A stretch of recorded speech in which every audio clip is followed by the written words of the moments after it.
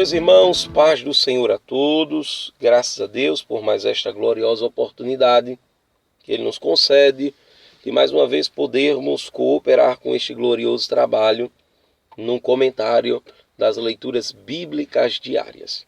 Estamos estudando a lição do terceiro trimestre com o tema Os Princípios Divinos em Tempos de Crise, a reconstrução de Jerusalém e o avivamento espiritual como exemplos para os nossos dias. Lição de número 4. A construção do templo enfrentou oposição. Leitura bíblica diária da quinta-feira, Neemias capítulo 4, versículos de número 14. A bravura que vence a resistência. Estaremos utilizando a versão bíblica NTLH. Eu vi que o povo estava preocupado, e por isso disse a eles, e às suas autoridades, e aos seus oficiais, não tenham medo dos nossos inimigos. Lembrem como Deus, o Senhor, é grande e terrível, e lutem pelos seus patrícios, pelos seus filhos, suas esposas e seus lares. Amados irmãos, a lição em apreço, ela trata com relação à construção do templo. Porém, a leitura, ela trata a respeito da construção dos muros de Jerusalém.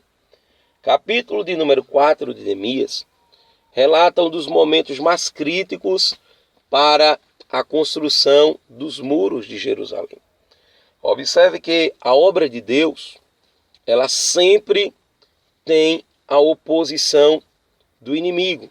E o autor da lição, ele utiliza a palavra bravura para dizer que tem como ou há uma forma de vencer a resistência.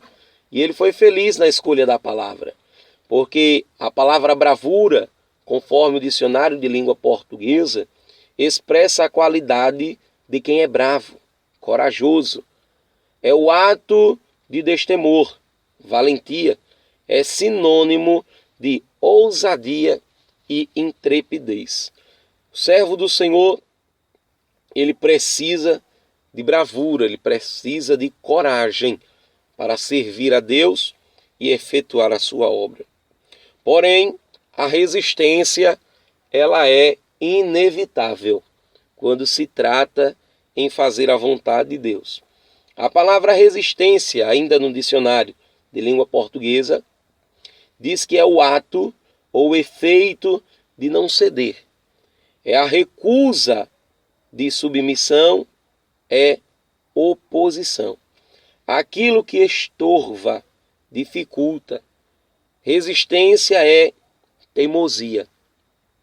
Observe que Neemias, ele possuía muitos inimigos, até porque o relato histórico bíblico informa que após o povo de Israel ser levado cativo para a Babilônia, quem ficou morando na terra foram os pobres, e conforme a história geral, também quem ficou morando na terra foram os samaritanos.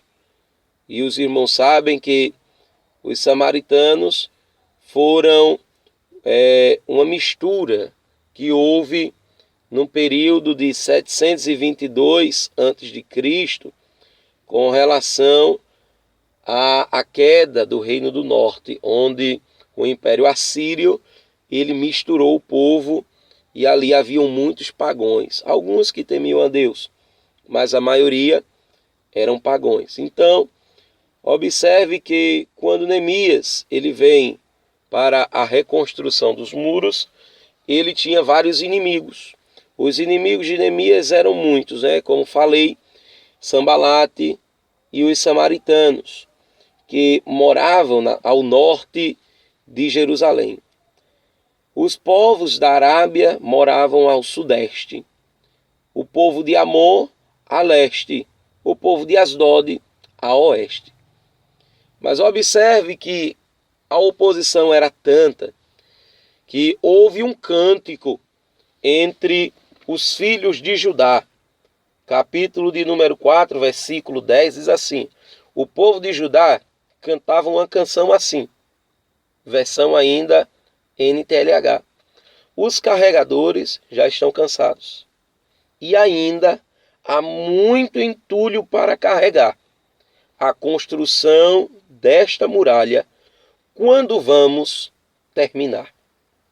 Os nossos inimigos, versículo 11 diz assim: os nossos inimigos pensavam que nós não poderíamos vê-los, nem saberíamos o que estava acontecendo, até que eles já estivessem quase em cima de nós, nos matando e nos fazendo parar o trabalho. Observe que houve muitas ameaças e o povo de Judá já estava praticamente entregando os pontos. Sabe aquele momento em que você está tão disposto a fazer a obra de Deus e só vem alguém dizendo: é muito difícil, não tem como conseguir, é impossível de se fazer. Era mais ou menos isso que o povo de Israel estava ouvindo, só que de uma forma violenta. Se eles fizerem assim, nós vamos destruir. Capítulo de número 4, versículo de número 1. Diz assim: quando Sambalate soube que os judeus estavam reconstruindo as muralhas, ficou furioso e começou a caçoar de nós, diante dos seus companheiros e do exército dos samaritanos. Ele disse: o que é que esses judeus miseráveis estão fazendo?